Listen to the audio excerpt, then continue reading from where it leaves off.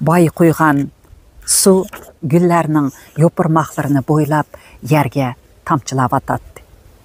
Yoq, yerge tamçılab atqını su emas, güllərinin həsrətlik yeşi idi. Şundaq, güller mu yaş töküp atıdı.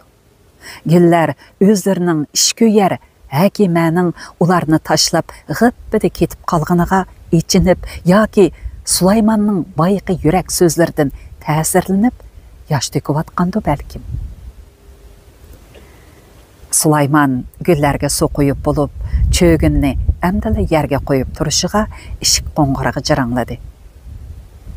Oy, qaq səhərdə kelgen kimdi o əmdi? Sulayman müşük gözün sıtqı qarap baxdı.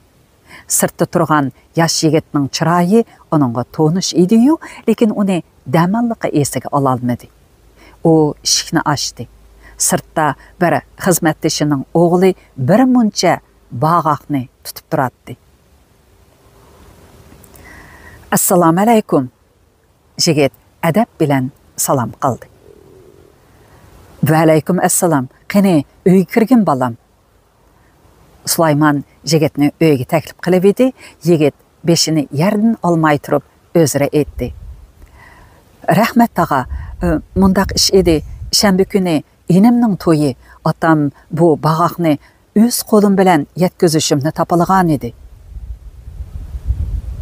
Sulayman jigitning qo'lidan bağaqni oldi. Jigit onun bilan xo'shlashib, palampaydan itdek tushib ketdi.